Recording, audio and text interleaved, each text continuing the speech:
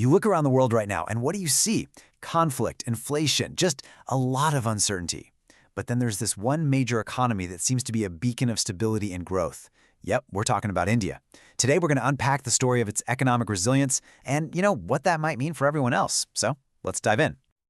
So it really begs the question, right? With all this chaos going on globally, is this some kind of unique opportunity for India? I mean, how are they managing to navigate these really turbulent waters when so many other countries are struggling to stay afloat?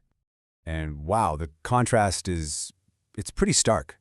You've got much of the world dealing with all this uncertainty, inflation, supply chain nightmares, the works. And then you look at India, and the outlook is just different.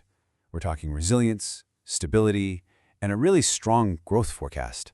Let's dig into that key number, shall we? Okay, so that brings us to our first big topic, the 6.5% growth story. What's really behind this incredibly powerful and honestly optimistic forecast? And here it is, the big number. We're talking 6.5%. And this isn't just a guess.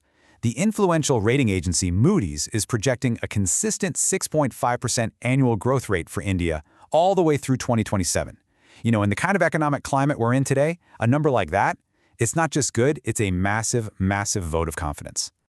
And look, this number wasn't just pulled out of a hat.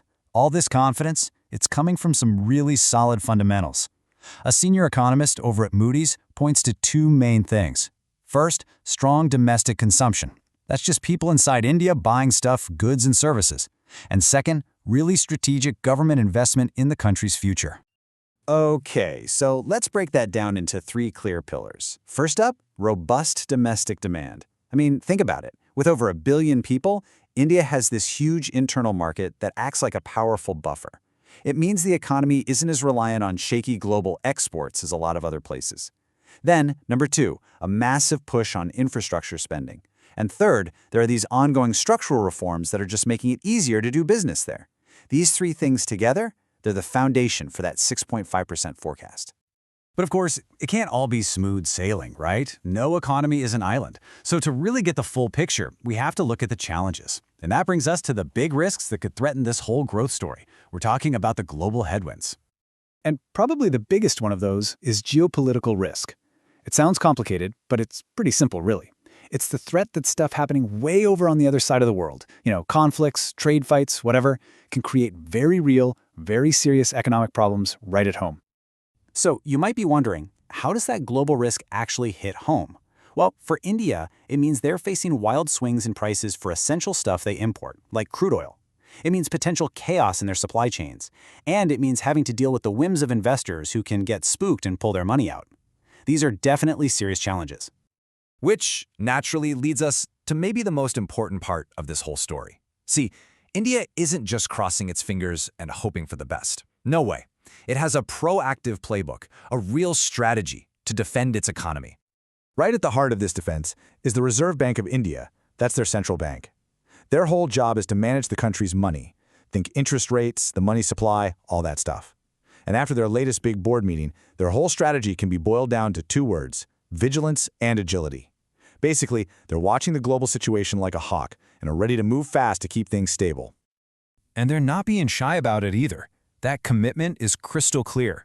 A senior official, Sanjay Mohatra, put it very plainly. He said the country is prepared to use every tool in the toolbox to protect its financial stability and keep that growth momentum going. That's a powerful signal, right? It says they are absolutely not taking their eye off the ball. And hey, it's not just the central bank doing the heavy lifting. The government is a huge player here with its own industrial policies.